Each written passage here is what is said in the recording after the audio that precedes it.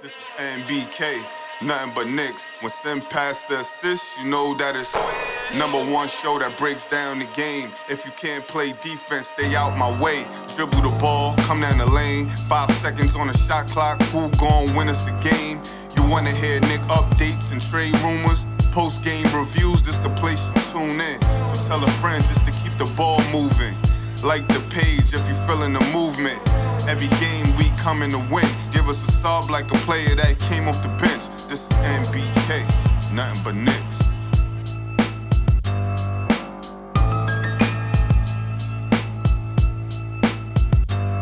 Knicks family, what's popping with you? Not too much popping with the New York Knicks tonight, ladies and gentlemen, as they lose to the Charlotte Hornets 104-96. And again, that starting unit, ladies and gentlemen, they just can't get it together. I know Kemba Walker had 26 points, but majority of those points were in the first half. Second half, the Knicks got dusted off by the Charlotte Hornets. The Knicks had a 9-point lead at halftime, ladies and gentlemen. The Knicks led by as many as 16 points. They had a 9-point lead at halftime. And I don't know what's going on with these third quarters. But tonight, in the third quarter, the Charlotte Hornets took control and ran the Knicks out of town, ladies and gentlemen. Ran the New York Knicks out of town. And, you know, the Knicks have a long weekend. They have a lot of time to think about this game. They don't play again until Monday. But I'm going to tell you what, that first unit's got to figure out something. Because right now, they just do not click. They do not work. They can get hot for a minute. Kemba was hot in the first half. But I knew it couldn't last. I knew that it couldn't last. When I looked up in the third quarter, and R.J. Barrett was scoreless, and Julius Randle, at the point that I looked up and realized it, he was scoreless. I know he scored about 7 points at the end of that second quarter.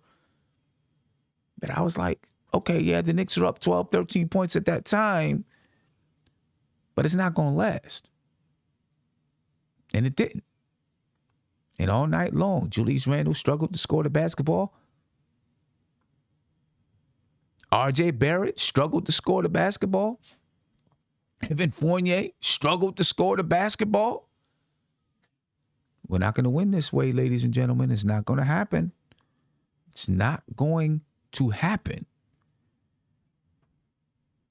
Julius Randle tonight, 10 points. Outplayed by Miles Bridges. Miles Bridges is a good basketball player, ladies and gentlemen.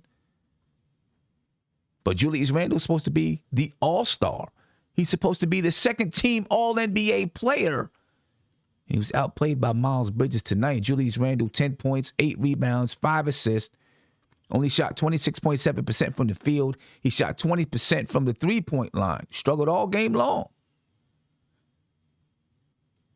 On the other hand, Miles Bridges had 24 points, 4 rebounds, 4 assists. He shot 47% from the field. He only shot 30% from three, but his team won. R.J. Barrett, 2 points. Need I say more? 2 points for R.J. Barrett, ladies and gentlemen. 2 points, 4 rebounds. He was 1 for 9 from the field, 0 for 2 from the three-point line.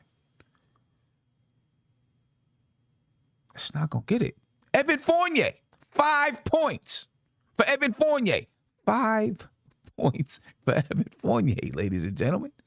5 points and 6 rebounds. 2 for 6 from the field, 1 for 3 from the three-point line.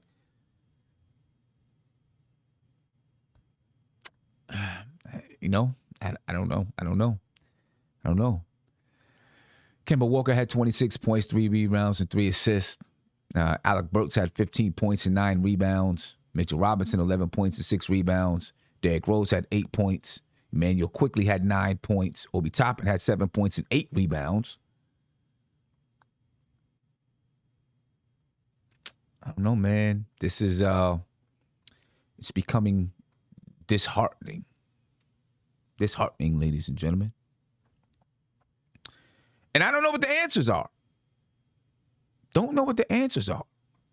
In the third quarter, ladies and gentlemen, the Knicks were outscored by the Charlotte Hornets. And let me find out what that score is in the third quarter to make sure that I have it right for you. See if I can find it. I'm not exactly sure what that score was in the third quarter, but the Knicks were outscored in that third quarter. And the Knicks were outscored 34-21 in the third quarter. 34-21. The Knicks had a 16-point lead at the end of the first quarter. They couldn't hold a lead. That was one of our keys to the game. The Knicks have to hold a lead. Hold a lead. And they did not. They did not hold the lead. I don't know, man. I don't know. A lot to talk about. A lot to get into, I guess. I got my man Eddie C here. We're going to talk a little bit. You know, I want to take some phone calls, man. I really want to hear from you guys tonight. I know you guys got some stuff you want to get up. You know what? Not some stuff. You got some shit you want to get off your chest. I know you do. I mean, so I want you to call in so you can get that off your chest, so you can go into the weekend feeling good and not upset over this garbage. You know what I mean? Nobody likes to see this kind of garbage going into the weekend. Let me get my brother up here, man. Eddie C in the building. Eddie, what's going on? You got some noise going on in the background, man. So when that quiets down, I'll get you back in. All right. You know, just give me a thumbs up or whatever it is, and we can get that going. All right. I don't know, ladies and gentlemen. The phone lines are open, 516-405-2246. I want to hear from you. Let me get to a phone call right now, because since we got somebody calling in, and I know people are anxious to say a few things. Caller, you're live. Tell me your name and where you're from. What's going on, Sim? This is Quindell from New Jersey. What's going on, Quindell? How you feeling? Tight, Sam. I'm tight. I know you are, bro. Tight. I know you are. I'm feeling it with you. First of all, let me say congratulations to Kemba for giving us the energy in the first quarter. Beautiful. Mm-hmm. Beautiful. That's what we need.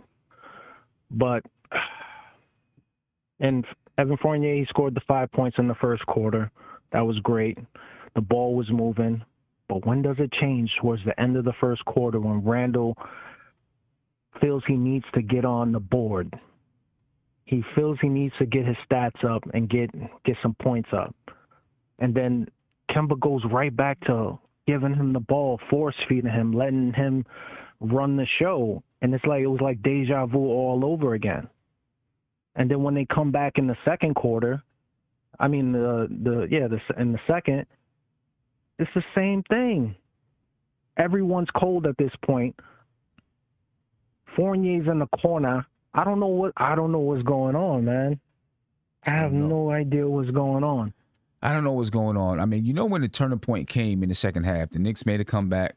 I think it was tied either 91-91 or 93-93, and Derrick Rose tweaks his ankle. He has to sit out. Kemba Walker comes in the game. That changed everything. You know, immediately Kemba Walker comes in the game. He goes to the basket, and he misses a layup. Right. Right? And from there, it was all downhill for the New York Knicks. And then Tom Thibodeau brings Randle back in the game. Randle's been getting juiced all night by Miles Bridges, and Randle's not hitting anything, not playing well at all. At all. And there he goes. It was all downhill. It was all downhill. And why are they not looking for Fournier? I mean, when they do give him the ball, there's no spacing whatsoever. He's like right next to one of his teammates when he gets the ball, so he can't just force it. He has to pass it back out. I don't understand. And then when they finally did run a play for him out of the timeout, you know, he's ice cold by that point. And he missed it. Yeah, I don't know if, with this starting unit, if it's the fact that they need some time to gel, or if it's just maybe it's not going to happen. I don't know. It's hard to say. You know what I mean? Evan Fournier has ability. I think he needs to be a little more aggressive and looking to score the basketball. I think you know so what I mean? Well. I also believe that the Knicks need to have more plays that are suited towards his skill set. I don't feel like they're using his skill set enough. You know, he can. They're not. No. Some of the things that you see Charlotte do tonight is what Evan Fournier can give you. Exactly. You know, slicing to the basket, coming off screens, curling off of screens, catching and shooting. Those are some things that Evan Fournier can give you. And I don't think the Knicks are utilizing that, at least at this point. You know, I don't know. It's tough. It is very tough. And, you know, we're clearly struggling right now with, you know, trying to, at least the first unit is struggling with trying to figure out how to work together.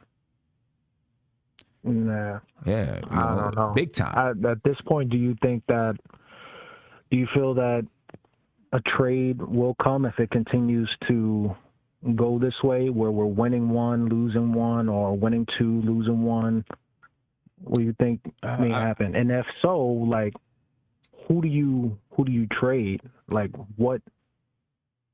who's the problem? I don't know.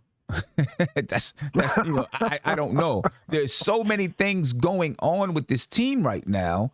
It's hard to pinpoint and say one person is the problem. It's a team issue. We don't have good defense from the point of attack, which is at the point guard position. You can point to Kemba Walker for that if you want to, right? You know, but so then if you don't have good defense from the point of attack, guards can get in the lane. Now you have your big man, Julius Randle, Mitchell Robinson, who have to cover for the guards. Then that means you've got to have rotations from everybody to help out Julius Randle, Mitchell Robinson, so on and so forth. And then those guys got to be able to hustle back to get out to their men. Now, when you're playing basketball, it's never going to be perfect. You're going to have the point guard get beat. You can have the best defender in the world. He's going to get beat. Right? So you've got to help, and you still got to be able to get back. So if your big men aren't able to get back, that's a problem too. And right now, our big men can't get back. So you could blame it on the point guard not being able to play defense. But you also got to look at our big men, Julius Randle in particular, not getting back, not helping over. You know what I'm saying? So it makes the entire defense porous. And Absolutely. Then on the offensive side, we just don't have... The same thing that I see... Yeah, and then on the offensive side, there's just not enough chemistry with this team, with the first unit. Right. You know what I'm saying? So they're not exactly sure where to go or what to do. Normally, you know, if you have 2 players, 3 players, right, who've been together in a team, they can kind of carry it until everybody else gets on board. But at the moment, Randle, he's hot one game, not one game. RJ Barrett, he'll get hot for a couple games and then fall off the cliff. And we need those 2 guys to kind of carry it until Fournier and Kemba Walker are totally comfortable out there on the floor. And it's not happening. You know what I mean? It's not happening. Those guys aren't being consistent. Now, Julius Randle is seeing different defenses because he's a second-team All-NBA player now, according to last year. He's an All-Star, according to last year. So teams are playing him as if he is an All-Star, as if he is an All-NBA player. So now he's seeing these defenses, and the only way that's going to loosen up on Julius Randle is not by him forcing anything. You know, it's by other players being involved, more movement, more man movement on the offense. You know, the ball movement, there's some ball movement because we do get some open shots, but there's got to be some man movement as well, and we don't have man movement. That man movement is going to benefit Evan Fournier, and we do not have it. Exactly, man. All right, Sam. Yeah. Thanks for taking my call. I haven't called in like 3 years, man. I'd be giving super chats whenever I can, but appreciate you, brother. I'm gonna start trying to call in a little bit more. I appreciate you, man. I thank you. Listen, whenever you can, I just appreciate that you're listening in. You know what I mean? Just appreciate that. Doubt, no Thank doubt. you for your time, bro. Thanks a lot, man. Thank you for your time. Yes, ladies and gentlemen, you know, there's a lot that this team has got to do, you know, to get it together. And maybe this little bit of a break is going to be good for the Knicks right now. You know what I mean? You know, we'll maybe get a chance to regroup, get our heads into it, figure out some things, get back to New York. We got 3 games at home. Get a chance to practice. See if we can work out some of these kinks because, we need something. We get to another phone call, then I'm going to get back over here so we can get my man Eddie up here. I want to hear what Eddie's got to say. Caller, you're live. Tell me your name and where you're from. Hey, Sam. My name is Deepak Seshadri. I'm from New Jersey. I'm calling from New Jersey. Shout out to you. Appreciate you, brother. Shout out to the chat. I've been following your show for a long time. I've been listening in just about every night. But yeah, man, I just want to give you my thoughts on the game. It was a disappointing loss tonight. Mm-hmm. We were up 20, 21, 22, whatever it was, beginning of the game. And we just let the rope go, sort of, It's kind of becoming a pattern with these Knicks, this season. I really don't know what to make of it. It seems like the starting unit, we got off to such a great start, the first few games of the season, and then now it just seems like we're not playing for each other, if that makes sense. I don't know if that's what you're seeing, but that's sort of, my assessment of it so far. But then the bench unit comes in, they're just, playing very cohesively. The starting unit is not working together. I mean, Kemba tonight was great, but it's just, it's perplexing. I don't know what to make of it. Yeah, well, Kemba was great in the first half. In the second half, he still struggled a little bit, but he was great in the first half. Mm-hmm. I don't want to say that they're not playing for each other. I think that they're having a really hard time, really difficult time figuring out how to play together. You know what I mean? Right. I think that's a really big part of what's happening and what's going on right now with this team. They're just really having a hard time figuring out how to play with one another in the first unit. The first unit, let me say that. Right. And to go off of that, it seems, maybe not playing for each other is a bit of a harsh statement, because I feel like these guys all do want the best, for the team and for each other. But it seems like that trust factor is just not there yet, and it's just not connecting. I'm so glad to see Kemba play the way that he did tonight, because I feel like that's sort of what we need, what we've needed from that point guard position, and attacking, sort of slashing, scoring point guard. But I'd also love to see him get that, sort of facilitating mindset, come forth as well. But I guess that's just going to take time. But I just, the first step, I really wish this team could look like how it did at the beginning of the season, especially the starting unit, man. Oh, my God. Yeah, I mean, it's kind of natural for a team, a new team, like right from the beginning, things maybe click a little bit. And then as defenses start to pick up, get a little bit tougher, there's more strategy. Now they might clam up a little bit because they don't really know each other's tendencies. So from the beginning, when defenses are kind of like, okay, we don't know what they're going to do yet, so we can't really game plan for them. So the first couple of games, you can be a little bit more free-flowing maybe. But then game 4, game 5, game 6, teams start to game plan because they got some film on you and they can strategize. Right. And now is when you've got to trust each other. And it's when you've got to, that's when understanding, okay, Evan likes the ball here. Julius likes the ball like this. Kemba likes the screen set this way.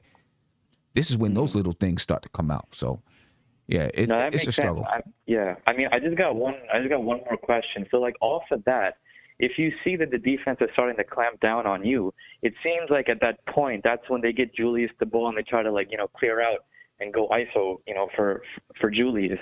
But I was just wondering, because I think I heard you a couple nights ago say that, and it makes sense to say that, in order for Julius's ISOs to be at their most efficient, he needs all of the other guys to be sort of going on all cylinders. Right? He needs Evan, he needs Kemba, he needs those shooters to be firing. The thing is that when the defense clamps, it seems like they get Julius that ball, but then it just stunts the offense even more. So in those situations, how would you go about that if you were Tibbs? Well, I mean, one, I think a lot of it has to be with Julius, right? Because when Julius gets the ball, if guys are not hitting shots, everyone's sagging deep into the paint, right? Right. I think what Julius has to do as well is get the ball out quicker, right? Don't hold it and take, and try to just back your man down. You know what I mean? Right, I think right. he's got to get the ball out quicker. Steph said it earlier today, make quicker decisions. If you're going to go to the basket, catch it, make a quick decision to go to the basket. You seen tonight, Right. maybe it was in the fourth quarter, he came in, he got the ball on the block, and he immediately spun to the baseline, went up, he got fouled. He missed the free throws, but it was a quick move, a quick decision. Right. You know what I'm saying? He's got the speed and he's got the power, where if he makes those quick moves and makes a quick decision, it's hard to stop him. You know what I'm saying? But Right. I mean, he's not hesitating, like holding the ball, bringing it down low, and just trying to, grind it out. Right? Just get it and either pop it out, dribble, or shoot if he's open. Right, or something. It's like he's trying really hard to be the facilitator. Just make a move, quick move, play ball. Everything else will come. It's it's a tough situation right now for this entire team. Hey, my man, I thank you for the call. Appreciate your time. For sure. Thank you, Sam. Appreciate you. Man. Thank Take you. care. Big shout out to Andrew Nash. I want to thank him for the super chat here. He said, there's too much redundancy in the starting lineup. They don't move enough. Randle starts to force it when he's missing, which is annoying. And he took out Obi in the fourth. Like, why? When we start forcing it to Randle, we lose. You know what? Obi was playing well in the fourth quarter. I don't know why he took Obi out in the fourth quarter. You know what I mean? I don't know. I listened to a little bit of the post-game telecast with, on MSG, and they were talking about how, you know what I mean? You want to try to show some faith in your guys, Randle and RJ, but, no one's going to have much faith when you're losing. You know what I mean? Eddie C, what's popping, brother? What's going on, brother? I'm chilling, man. How you feeling? I'm feeling good, man. I'm feeling good. Shout out to you. Shout out to the chat. Shout out to Knicks Nation. Talk to me about this game tonight, though, man. That's what's going on right now. What's up, man? Yeah. What we doing? What's going on? I mean, of course, we're going to talk about the game, but I also want to get into a little bit of something else. But specifically about the game, I don't think is anything that nobody is catching us as the Knicks fans, right? I think everybody is watching the game and seeing what's going on and seeing how it's going on. And I don't think coaching staff or organization is not seeing it either. But what I will say is I'm not too distraught because of the game per se. We were on the road. We've been playing a lot of games. We had a back-to-back not too long ago. I think this is 4 games in 5 nights or something like that, or 4 games in 6 nights, something like that. So, that break that we're gonna have now until Monday, being home for 3 games is gonna be good for us. Mm-hmm. But what I really want to say is, and what I really want to point out is that I'm really happy that, because I always look at this as 2 teams. For some reason, the way the team is built is 2 teams to me. You know what I'm saying? You have your veterans, Julius and Derrick Rose, and then you have the team that Leon Rose has built since he got here, which is Quickly, which is Obi, which is the picks that he got this year. So I look at it as always as 2 teams, and it should never really be like that, but that's just the way it is. He was given a team where he has to work things out, right? So with that being said, I'm really, really happy with how players like Obi have been playing, players like Emmanuel Quickly has been playing. We already seen that, Grimes has the trust of Tom Thibodeau because he puts him in very specific, times of the game where you only put in a player that you trust in those specific points of the game. And, I just want to preach patience, I think, because I know what's better on the other side of this. You know, not just talking about tonight, not just talking about how things have been going this year. Because again, I go back to, we all see it. You know, the quick decisions that Julius Randle doesn't do, the crunch time decisions that needs to be made in a split second that are not being made, the bad chemistry that is being shown by everybody in that starting unit, RJ Barrett and Julius Randle not being the best meshes in the world. So these things, you know, are what we're watching. But then all of a sudden, the bench comes in and they do move the ball and they do play with activity and they do certain things and it looks better to the eye. I'm not saying that, you know, Obi Toppin coming in is going to be a better player than Julius Randle and he's going to be able to take us farther than Julius Randle can. I'm not saying that at all because I know he's not ready. But you just see more activity. You just see more IQ when those guys are in the game. And I think that's very, very important to me. I want to see ball movement. I want to see smart plays being done. I want to see more athleticism. I want to see more quickness. And the first unit doesn't have any of that. The first unit has none of that. Mitchell Robinson, who's one of our most athletic, you know, guys, is always banged up. You always get these nicks and things like that. So I'm just looking at it in a different perspective of, yes, we're not doing so well. Is there anything that can be done to fix it? I don't know. Probably the things that I would do to fix it are not something that an organization who does. So what are the things that you would do to fix it? You know, I would just try the quickest to turn over that leaf already. You know, we're not a championship team. We're not really going to go to the promised land with this team. And everybody should know that, right? You know, everybody knows that. What's our capacity? What can our capacity be? And we're thriving to be a second round playoff team.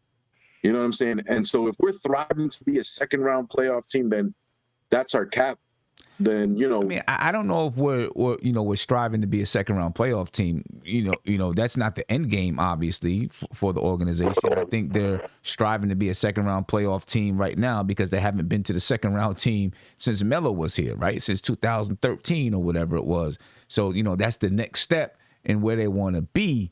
You know, I believe that they're going to exercise some patience and try to, you know, see if this first unit can start to come together. And if it does not start to come together, remember, December the 15th or somewhere around there is when trades can start to come about. You best believe that Leon Rose and Tom Thibodeau, you know, Worldwide West, they're thinking about, okay, what do we got to do with this team? I mean, you do have to give the team time so you have a big enough sample size to say this is going to work or it's not going to work. You know what I mean? You know, you got to give them that. You know, if you don't give them that, then then you're not analyzing correctly, in my opinion. So you at least got to give them that. There's obviously some things that you can see that you know right off the bat it's not going to change. You know, for me, that's perimeter defense. We know that's not going to change. The chemistry on the offensive side of the ball, that could change. You know what I mean? So you do have to give them at least a little bit of time to say, will they change? Will it grow? Will it happen? Will the chemistry develop? You know, I don't know. It's tough. I'm gonna get to a phone call in just a second. I do want to read this off to some game time stats. Of course, the Knicks lose 104-96. 65 rebounds for the New York Knicks tonight. 58 for the Charlotte Hornets. I mean, I guess that's correct. A lot of rebounds for the Knicks, but you know, I mean, I guess you got to do something with the basketball. Only 17 assists for the Knicks tonight. 17 assists for the Knicks. 25 for the Charlotte Hornets. 8 steals for the Knicks, 10 for the Hornets, 5 blocks for both teams. The Knicks had 19 turnovers. 19 turnovers from the bench. So that's about 11 turnovers for the starters tonight. The Knicks shot 38.7% from the field, 43.3% for the Charlotte Hornets. Only 27.8% from the three-point line for the Charlotte Hornets, ladies and gentlemen. Right? 27.8% from the three-point line. They were scoring in other ways, besides just the three-point line, getting up and down the floor, playing quicker, playing faster. Obviously, the Knicks turned the ball over a lot. The Charlotte Hornets only had 12 turnovers. The Knicks shot 37% from the three-point line, only 61.1% from the free throw line. 58 points in the paint for the Hornets. There you go. That's your answer. They didn't hit threes. They scored in the paint. 58 points in the paint for the Hornets, 44 for the Knicks. 19 second chance points for the Hornets, 14 for the Knicks. 16 fast break points for the Hornets, and only 14 fast break points for the New York Knicks, ladies and gentlemen. But you know what? That 58 points in the game, that's the story of the game right there. That is the story of the game. Points in the paint. And how did they get those points in the paint? Offensive rebounds. You see how many second chance points they got. Slicing, cutting to the basket. An inability to stop guards from getting into the paint. There we go, ladies and gentlemen. Big shout out to Robert Sims, who just became a YouTube member. And I do want to let all of my YouTube members know, please, within the next day, check the community section, because for those who are members, there's going to be a message in there about a live podcast that's going to happen on November the 30th to give you first dibs at signing up to be at this live podcast. All right, so if you're a YouTube member, please make sure you're checking that out. Look for the notification, all right, so that you can come join us at this live podcast. It's going to be fun. It's going to be dope. November the 30th, when the Knicks play the Nets. The game is at the Barclays Center, but we'll be doing a live podcast and watch party, so it's going to be dope. So make sure you check that. We can give our members the first dibs. Then we'll open it up to everybody else. Caller, you live. What's popping? Spree, what's popping? I already know who it is. Hey, Sim. What's going on? I'm chilling, man. How you feeling? I'm actually not. That was a tough one, but I'm not as down on this game as I am the Bucks game and what happened. And let me explain why. I thought Randle played the first quarter.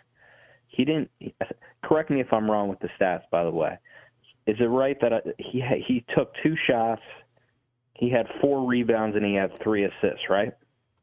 Mm-hmm. In the first quarter, you're talking about. You're saying that in the first quarter. I thought the first quarter he was playing the right way. Kemba was aggressive. He let Kemba had it in his hands. I thought when Julius had it, he made the right play. The ball was moving. I don't know how many assists we had in the first quarter, but I had no issue with Julius in the first quarter. I mean, he may have had 1 or 2 turnovers.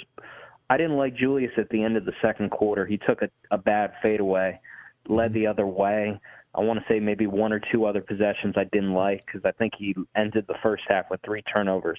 The game, obviously, to me, was lost in the third quarter. I mean, Julius was bad, and Julius's whole night changed in the third quarter, in my opinion. I didn't really, even when he wasn't scoring, Sim, the first, yes, we should have been up about 15. I didn't like that we were only up 9, but I didn't have an issue really with Julius that bad as other people did in the first half. To me, it was the second half where he just completely lost it. Right. So I mean, it wasn't just him. Yeah, but. So Julius Randle in the first quarter, he had 4 assists. He didn't have any points. He took 2 shots. He missed them both. He had 4 assists. The Knicks had 7 assists in the first quarter. All right, Kemba Walker, he had 17 points. He was 6 for 8 from the field. He was 4 for 5 from the 3-point line. Right. Right. So that's, and listen, you're right. I'll take that all day long. Randle also had 3 rebounds in the first quarter. All right. Now, when you switch over to the second quarter, Randle was 3 for 7 from the field. Mm-hmm. All right. For 43%. He was 1 for 2 from the 3-point line. Now, he had 7 points and 2 rebounds. He had 0 assists. Right. In the second quarter. Now, most of his shots came towards the end of the second quarter because he sat out the first half of the second quarter. So it was clear that in the second quarter, either he decided, now it's time for me to get some buckets, or somebody told him, go out there and get you a couple of buckets. I didn't think he needed to do. I think there was one that I was okay with because that was his shot. I want to say there was one that you may say is his shot, but it was farther out, and it was not, to me, it was early in the clock. There was one possession I feel like that went the other way for a fast break layup that maybe was a 13-point game and cut it to 11. I didn't. Do you remember that one? Or Well, the shot that bothered me in the second quarter the most was the fadeaway in the corner. Yeah. Right? Because he had taken, one or two shots, missed them. Then he had, the one time where he spun in the lane and missed it, or maybe it looked like it could have been a double dribble or travel or something like that. But it was a layup, and then he got the open three and he knocked it down. Then after that, he took the fadeaway in the corner, and I was like, that's just a terrible shot. There was no reason for him to take that shot. I think they're close. Look, we're not a 48-minute team. I thought there was improvement in the first. Like, that first quarter gave me hope here. That's why I don't think. Yes, this was tough. Hornets are a good scoring team. Look, the second unit, we all know what they could bring to the table. RJ was bad, by the way, on defense. I'm not letting RJ off the hook. He was bad the whole night. He was really bad. Yeah. Evan Fournier also wasn't. The only thing with Kemba, though, do you remember the layup he missed late? Yep. Right at the front of the rim. What was the score when he missed that? I believe it was a tie score when he missed that. He had just came in for Derrick Rose, and the score was tied. He goes down to penetrates wide open at the front of the rim and bangs it off the front of the rim or whatever. So the game was tied. Man, that one hurt. I felt like that one kind of hurt because maybe, I know he was sitting, but you got to make that. You got to make that. You're at the front of the rim. And one thing I'll say about Tibbs, Sim, I know he's going to get a lot of criticism for decisions. I get it, but I'll just say this. My opinion, I understand Tibbs' thinking. Like, the last game, the second unit tired out. They got tired at the end. This is my only criticism of Tibbs. I get the Randle for Toppin thing because Toppin was playing well, although you completely shatter Randle's confidence if you don't bring him in that game. So I understand the dilemma there. I understand Kemba was playing well. So I don't, like, if I'm being, as a matter of fairness, I think Kemba deserved to come back in the game. The one that I didn't agree with is I don't think RJ deserved to come back in the game. Burks was playing well. Yes, he was playing well. Burks was playing well. Right. Did you have an issue with the decisions of who was on the floor? I'm going to be honest. I didn't want Randle or RJ to come back in the game at that point. I wanted to just rock out with Obi and Alec Burks and let them rock out and see what happens. And I do understand about, what you say. You don't want to shatter Randle's confidence. I don't think Randle's confidence, I think he's a confident guy. Would he be angered a little bit? Maybe. But you got to play better. You know what I'm saying? You got to play better. He would have to understand. Obi, as a matter of fairness, you play the best guys. Obi was the better player. Right. I get that. But the confidence thing, I agree. But I'll just say this with Randle. He misses. By the way, he missed a lot of free throws again tonight. Yeah. Come on, man. Four in a row? Did he miss? Oh, no, he missed 3 in a row and then he hit missed one. 3. He missed 3. But, I think, this is crazy to say because we played around Randle all last year. Making the decisions, because for this team to be really good, in my opinion, because I'm seeing it late in games, I'm seeing it, Kemba needs the ball in his hands and needs to, direct Randle to go here, get you on the block, movement, curls. I don't want Randle making decisions. Kemba, to me, I trust more. I trust Rose more. It's just the decisions late in the game with the big boy moments. I'm not saying Julius can't have those big boy moments, but I do think mentally there are some times where he fades. And it's not just the free throw line. It's like little things, Sim. It's weird things that aren't you can't really even teach that I'm seeing. But I'm not going to give up on him. He's too important. They'll figure it out. I think they took a little baby step. I know that's crazy to say because they were awful for the whole game. That's why we're 3 at home. I'm not going to panic, Sim. 3 at home. We've been terrible at home, but I think they have a chance to figure it out. But it stinks. But that was my thoughts on the game. That's all I got. You got anything else that I missed? I don't know. It's tough It's tough. It's hard to figure out exactly what's happening right now. The only thing that I can think of, obviously we started off 5-1, and everybody, including myself, was like, wow, this, if we continue to play offensively the way that we were playing during that stretch, who knows what this team can be. And as I was saying to whoever it was that was on the phone earlier, I forgot. I don't want to say that was fool's gold, but it was probably more of, we don't have any film on these guys yet. Mm-hmm. So they were able to get it off. Now teams have film. They can strategize. They can plan. They know what you're doing. So now they're able to develop a strategy to hopefully shut you down. And because the Knicks, because Kemba and Fournier and Randle and RJ don't know each other's tendencies, maybe Randle and RJ know each other a little bit, but you got Kemba and you got Fournier and Mitch missed mad games last season. This team's got to get to understand each other's tendencies playing together. And so when defenses get tough, they don't know what to do yet. That's a great point. That is, I agree with that. I definitely agree with the tendencies piece, and I agree with the film. And I'll just say this. I'm going to watch the game again, but it's crazy to say this, but for this team to be great, Julius has to be great at the assists, the rebound. Like that first quarter, I know people harp on scoring. People want to see Randle put up huge numbers.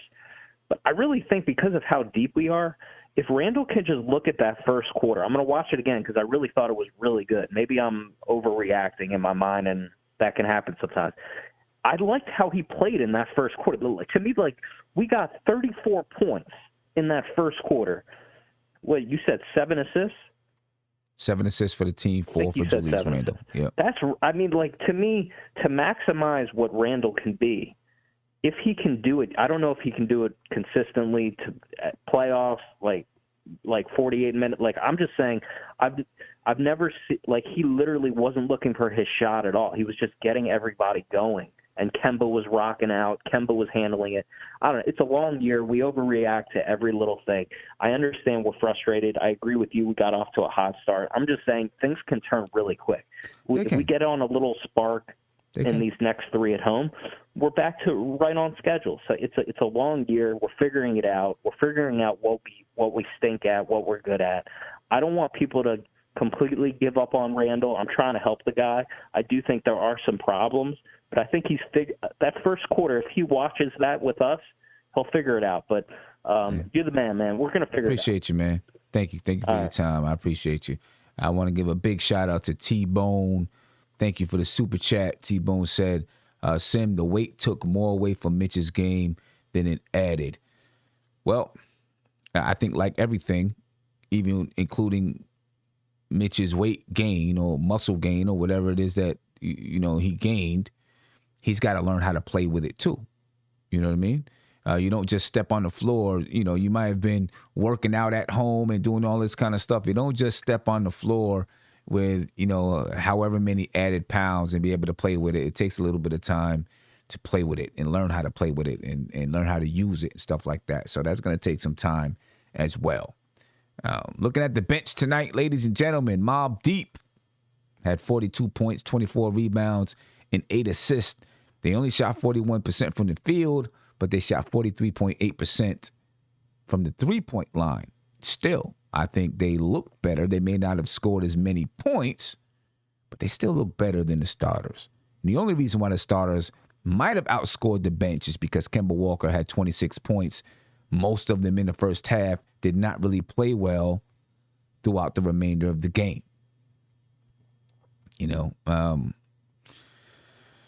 This is, it's tough, but I do like what Spree said about trying to keep things in perspective, right? In the NBA, you're going to go on runs just like during the game, you go on runs,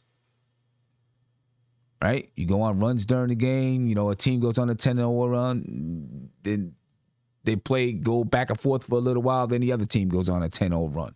It's the same way when you're talking about games throughout the season.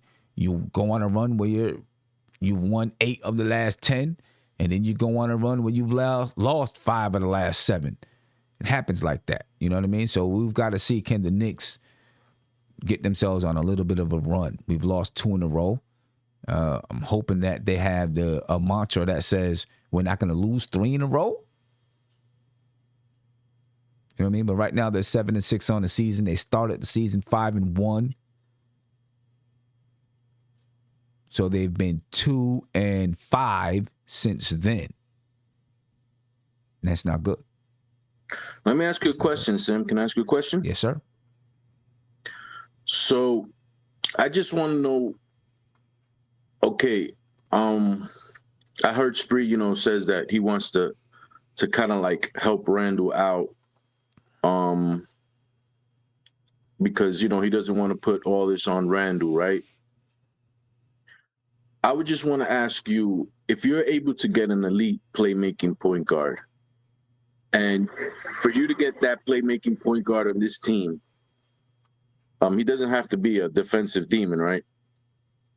Are you willing to give up Julius Randle for somebody of that ilk to play with, instead of playing with Randle, to play with the kids, and still think we're on schedule to be as good as we can be?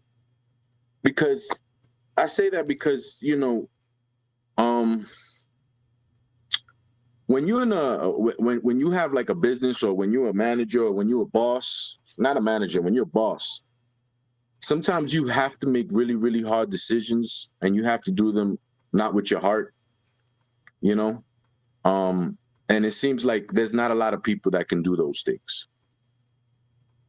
And when you look at how you build a team, in football, there's kind of like these things that are called stacks, right? Mm-hmm. When you get a stack, when you get a quarterback with a good wide receiver, that's a stack, right? In basketball, it's basically a point guard with a big, the Utah way. They've been doing that way for years. After Karl Malone and Stockton, they had, I think, Duran, and they had Boozer. It doesn't have to be like the best of the best, but it has to be people that fit in a certain way, right? Right. I think a lot of the problem that we have is that we don't have that stack. But who are you talking about? Because if you're making a trade to be unilateral, I don't know if there's a point to that trade if you're just going to be unilateral. If you're trying to build, you got to bring in a point guard who can sort some things out on the offensive side. That's what I think. Right. This is the reason why I was a proponent of a Kyle Lowry coming in, because I felt like he had the basketball IQ to sort some things out in that starting unit. Now, people talk about Derrick Rose. And that's a perfect example. And that's a perfect example to play with a Julius Randle. Right. Because Lowry is a guy that can play off the ball and let Julius, handle the thing.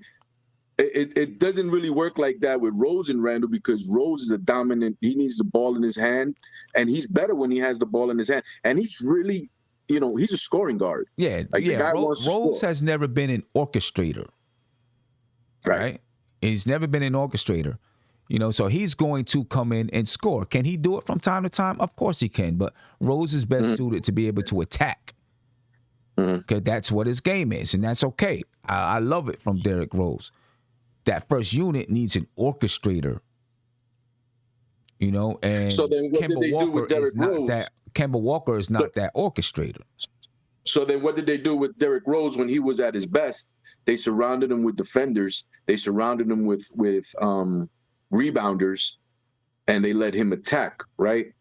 Now, Julius Randle, it's kind of hard to build a team around him, but Kyle Lowry is a great start. That's actually perfect. I mean, he's not coming here because he's in Miami and he's enjoying it there. He's going to finish out his career in Miami, most likely. That's what I'm thinking. He's going to finish out his career there. What I'm saying is we need a point guard who can do those type of things. I'm thinking someone like a Malcolm Brogdon, who's probably not going to be available. He's a young guy, but he can orchestrate. He can, he can facilitate. He can push people in the right direction. Plus, he can score. He can knock down the three, and he can play defense, right? He's the type of guy, in my opinion, who is the epitome of the point guard that we need for this starting unit. You bring a guy like that in here, I think you see a world of a difference with the way that this first unit plays. But he's probably not going to be available. You know what I mean? Right. So, we got to figure out what do we do with who we have. And what else would it be if it's not a point guard? It's probably like a stretch five who can defend the rim, right? Because Julius doesn't defend the rim. I think that our biggest need is the point guard spot. I just think that's the biggest need, and we, it pains me to say it because we got Derrick Rose and we got Kemba Walker, and we're like, okay, yeah, we got Kemba, so on and so forth. Still our biggest need, that point guard spot.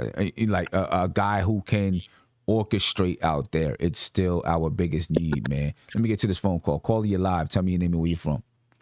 What's going on, Sam? Steve from Queens. What's going on, Steve? How you feeling, man? Everything good. So I'm just going to make a point. I got 3 points to make. I'm going to let you guys go. All right. I think it's time for Knicks fans to be honest. Kemba Walker's good. Defensively, he's a liability. And we miss Elfrid Payton's defense at the 1. Oh, yeah. And if anybody say they don't miss Elfrid Payton's defense at the 1, they're lying. His offense was terrible, but his defense, he was always solid for us at the 1, defensively. Mm-hmm. Number 2, Evan Fournier is not being utilized correctly. He's not being utilized the way he was utilized in Orlando, where he flourished. Right. I don't know what's going on, but we're not using him correctly. And number 3, Julius Randle is not a number 1 option. I hear Thibodeau refers to him as like the engine, but he's not a number 1 option. He's a good player. Julius Randle, I love Julius Randle. Julius Randle's a great player, but he's just not a number 1 option. He can't. I can't rely on Julius in crunch time. Julius in crunch time, he'll either bulldoze the player, get an offensive foul, or he'll turn it over every single time. It never fails. He does that every single time. He's a great player. I love Julius in New York, but Julius is not a number 1 option, man. He's just not. All right, fellas, I appreciate your time, man. Thanks for taking my call. I appreciate you, man. No lies told there. Julius needs somebody that can, someone that can take that pressure off of him. I think, whether that's someone else who's a step above him or a point guard. I seen someone saying in the chat, Brunson. Maybe a guy like a Jalen Brunson. Need something. Big shout out to Andrew. I don't want to chop up your last name, so I'll say Andrew. Thank you for the super chat, man. He said we here. We're here right now at 7-6. That's where we are right now at 7-6. Let's see if we can go above and beyond that within the next few games. Calling you live. Tell me your name and where you're from. Sam, what up, man? It's your boy, the Afro Jedi with the red eyes, man. How y'all feeling? Jedi, what's popping with you, brother? How you feeling, man? It's all regular, man. After a loss like this, man, you think I would be upset, but to be honest, this really just establishes everything that we knew about the Knicks already. We will be a great team when the shots are falling. The shots were not falling tonight. We had a couple good looks. The thing that I'm more concerned about, everybody's talking about the offense. Everybody's talking about get rid of Randle. What I'm more concerned about is these teams that are beating us are getting us off of offensive rebounds. Why is it that with Obi Toppin, we were crying for Mitch to get back?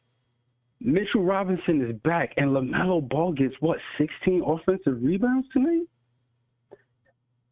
Like, come on, man. I think our problem is that the loss from the Bucks really stung us tonight, and people came in and they came in with their heads down. Kemba came in and he was hyped because this is his homecoming. You know what I'm saying? It's the team that drafted him. this is home for him. You know what I'm saying? He spent a bulk of his career. So Kemba came in and did his thing. You know what I mean? Defensively, we already know Kemba's trash defensively. That's it. But he came in offensively, he lit it up for the first quarter and then disappeared right after that. And it's just like, man, you know, I'm going to leave it at this. I really think that our problem is on the offensive boards, and like with even in Philly when we won, you know, that game was close because they kept getting offensive rebounds. In Cleveland, these guys, they came back and won because they got offensive rebounds, you know? And I'm just tired of watching, you know, all of our players when it's a long rebound, our two guards are already down the court. And then we got RJ sitting there like on the wing on the way down the court, but nobody is thinking, yo, it's a long rebound. I could grab this and go down the court. You know what I mean? I don't know, but I'm going to leave it at that. Yeah, well, everybody LaMelo Ball had 16 defensive rebounds tonight. Oh, he had 16 defensive. My fault. Yeah. But it just, to me, it looked like that we were letting a lot of rebounds go. And I was just really upset about that. Nah, I feel you because, you know, offensive rebounding has been an issue, or allowing offensive rebounds has been an issue. And I want to correct a number that I had earlier. I don't know why they do this on NBA.com, but sometimes they have the wrong numbers up there. The Knicks had 51 rebounds and the Charlotte Hornets had 49 rebounds. But we have been getting beat from those offensive rebounds. There's no doubt about it. You know, maybe not totally in this game, but in previous games we have. And to be honest, it's just like the number of shots with rebounds. It doesn't matter how many you get, it's when you get them. And we weren't getting those timely rebounds. Like, we weren't getting those rebounds that, like, when the game was on the line. You know what I mean? Like, we were getting good rebounds, don't get me wrong. But when it was, like, clutch moments, and it was, like I think LaMelo Ball shot like a long three-pointer that like the rebound almost came back to the free throw line, and our two guards were already all the way down the court, so it gave them another possession. I think that was in like the third. I'm not too sure. I don't remember. But I'm just like, yo, come on, bro. Like, what's going on? Like, why is nobody? And then like Mitch just watched the ball go by his wayside, and I'm like, Mitch, like, come on, bro. What are you doing, bro? Yeah, nah, I feel you, man. I feel you. I feel you. Hey, Jedi, man, I appreciate your call. Appreciate your time, bro. Yes, sir, man. Always, my brother. Look forward to hearing you call in a little bit more, man. Yes, sir. Yeah, no doubt. Appreciate it. Appreciate y'all, man.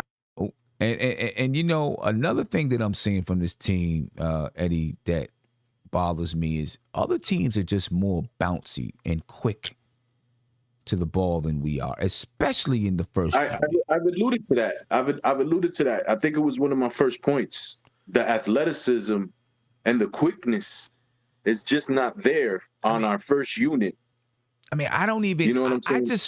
I don't even know if it's that other teams are that more athletic. I mean, obviously we don't have a super athletic first unit, but we're just not sharp and being ready to go get those loose balls. Or even if we can have the ball in our hand, but other teams are just more aware and ready to knock it out of our hand or tip it. You know, we don't get a lot of tips. You know what I'm saying? And I've seen nights when we have that type of energy. You know what I'm saying? When we feel a little bit desperate and all of a sudden, you know, we're hounding and pounding and knocking people around and trying to jump over people.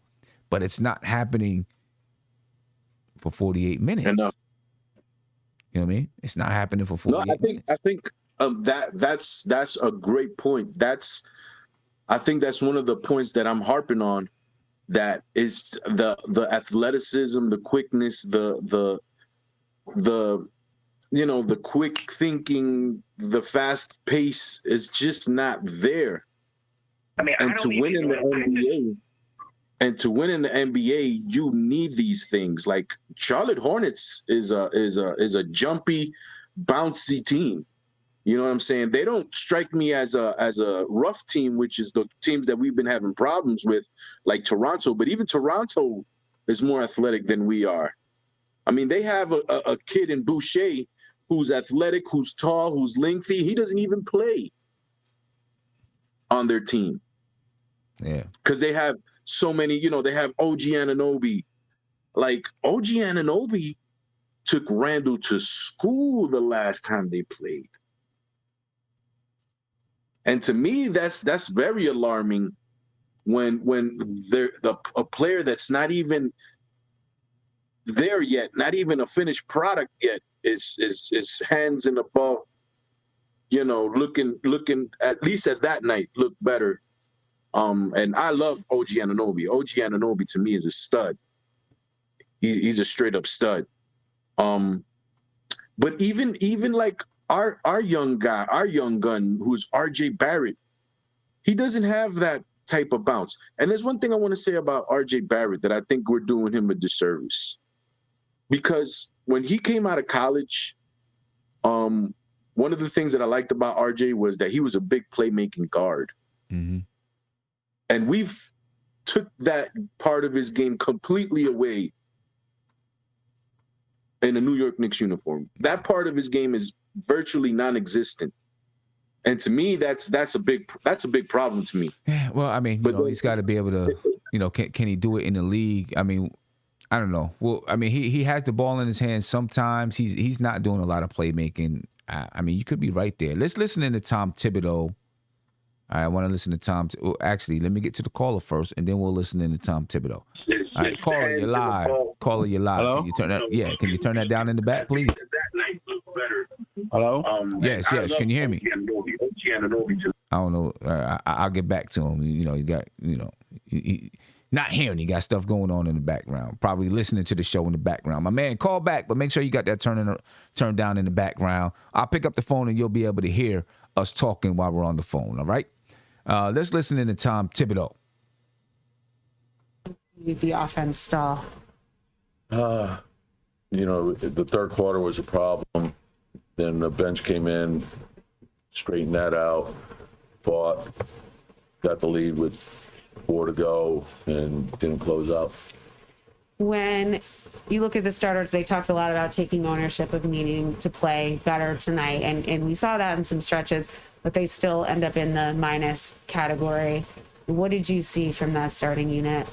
Started the game well, built a big lead.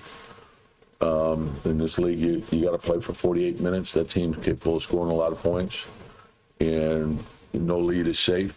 And so if you don't play, with the right intensity, the second half, we didn't play well. So we got to fix that. The bench came in and played well, but we need everyone playing well. We don't, it's a team. So you need your starters to play well. You need your bench to play well. They need to play well together. When you say we need to fix that, where does your mind go first? Well, the same. There's no, surprise into, why you win or why you lose. Like, to me, it's your defense. Initially, the defense was good, right? So, and the rebounding was good. Then the problem became our turnovers. So, your defense, your rebounding, and your turnovers being low, those 3 things put you in position to win. And so, we have to understand that as a group, and I think we do. And right now, we're not playing as well as we can, and so we have to fix it. Started this sprinkling a couple of starters, played a lot more, but are you thinking I need to stick with this group or what? Yeah, well, we got into the same situation where the second half you're just searching, you're trying to get a group that has some rhythm that gives you the best chance to win, and so the bench was in there. There was a long run. Kemba had a good game going, and Derek got nicked up, so that made sense. And then you got to make a decision: how far are you going to ride the bench? And so, it didn't work.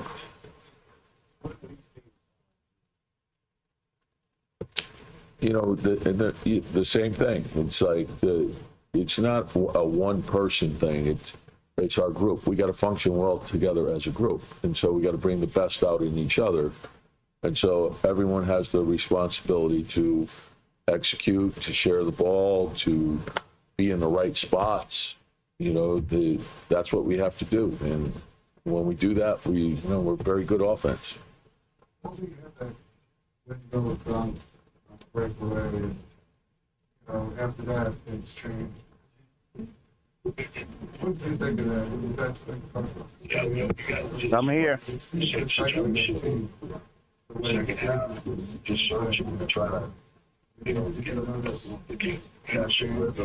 No, I mean, the thing is always athletic. If he gets into the open floor, I want him to use his athleticism. I think every team, every player in the league does that.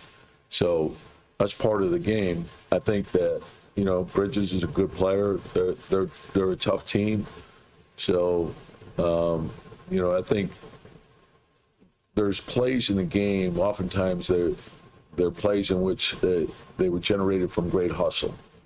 And I think when you get those plays unite and inspire your own team. And that's really how we got going with the bench in the third quarter. When they started hustling and getting deflections and getting stops and we got into the open floor, then we started feeling good and we started playing well. And so that's what we need to do. And, they made plays down the stretch and we didn't. And so these games that usually that's what happens. And, we have to be at our best at the end. If you look at what happened in the Milwaukee game, we did take a look at the bench and it didn't work out. So that in mind, this one comes in at 8. Yeah, hey, look, when you get behind, usually you go into a game with your rotation, your thoughts about how you're going to, execute the game plan. So you have your starters, then you have your bench guys, and you have the rotation. And then if you get into a hole, you have to figure out, okay, what gives us the best chance to get out of this hole? And obviously it's, it's to your advantage to play from a lead, and that's what you're trying to do.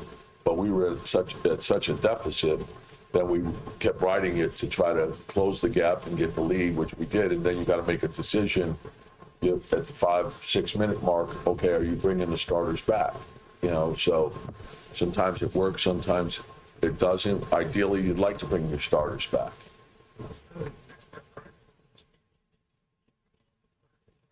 Yeah, just hey, look, it's a long season. Players go through this. I'm a big believer in being mentally tough when you face adversity. And so oftentimes, hey, look, you just got to work your way through it. You never know when it's going to change. It can change on the next play. But get back to the hustle part of it. Usually that's what gets you going. If you're not shooting well, do a lot of other things that could help us win. And whether it's rebounding, making plays, sharing the ball, screening, moving without the ball, cutting hard, whatever it might be. There's a lot of different things that you could do to help the team. And that's, we can't get wrapped up in personal dilemmas. It's a team game. And everyone's capable of playing well when they don't shoot well. Well, we're facing some adversity, ladies and gentlemen. There's no doubt about that. And I want to let people know in Charlotte, you can get a better mic. The Blue Yeti is a nice mic, but you can get a better mic than the Blue Yeti when you got visitors coming into the Spectrum. Blue Yeti, beautiful mic. But come on, you guys are the Charlotte Hornets. You get something better than the Blue Yeti so we don't got all this air going all over the place. Sounding crazy. Anyway, let me get to this phone call. Hopefully my man got the sound turned down in the back. Caller, you're live. Tell me your name and where you're from. Caller, you there? Hey, yo, my man. All right, he not trying to talk. I don't know what my man is trying to do. Eddie C, man. I don't know, man. I don't know. I don't know where we go with it, man. It's a downer. It's a downer game because this is a game that we probably should have had, especially after watching the way we played in the first quarter. But like Tip said, man, it's a long season. So what good does it do, to get all up in arms right now? 10, 11, 12 games in, we got 70 games left. Yeah. So yeah. I mean, listen. It's time to turn it around, but we just have to be better. And us as Knicks fans, that's what we ask for. We just ask for the team to play good defense and the team to play with heart. If we lose and we do those two things, nobody's upset. Yeah. Yeah. Nah, I hear you. You're definitely right about that. You're right about that. Looking at around the league tonight, the Boston Celtics beat the Milwaukee Bucks 122-113. The Cavs beat the Pistons 98-78. The Cavs might be really for real, ladies and gentlemen. They might be for real. The Portland Trailblazers beat the Houston Rockets 104-92. The Phoenix Suns, they beat the Memphis Grizzlies 119-94. The Nets beat the Pelicans 120-112. OKC beat Sacramento 105-103. And Dallas beat San Antonio 123-109. And it's the end of the third quarter between the Denver Nuggets and the Atlanta Hawks. The Nuggets are up 79-69. The Chicago Bulls right now are up over the Golden State Warriors 31-23. That's live on ESPN. Right now, the Minnesota Timberwolves are up over the Los Angeles Lakers 11-4. Tomorrow, the Miami Heat and Utah Jazz play on NBA TV. That should be a good basketball game right there. I might check that out if I get a chance. Looks like a good game. The 76ers and the Pacers play tomorrow. The Wizards and the Orlando Magic play tomorrow. The Grizzlies and the Pelicans. The Pistons and the Raptors. Boston and Cleveland play tomorrow. Both teams are playing tonight. They play tomorrow. That should be a good basketball game. The Minnesota Timberwolves and the Los Angeles Clippers play tomorrow. The Knicks are going to get a chance to rest, but they're going to lose some ground in the stand. They've already lost ground in the standings after tonight's game. They're going to lose more ground in the standings. When you look at the standings right now, the Washington Wizards, I told people, don't sleep on the Washington Wizards. The Wizards are 8-3, ladies and gentlemen. I told people are saying they're going to be garbage.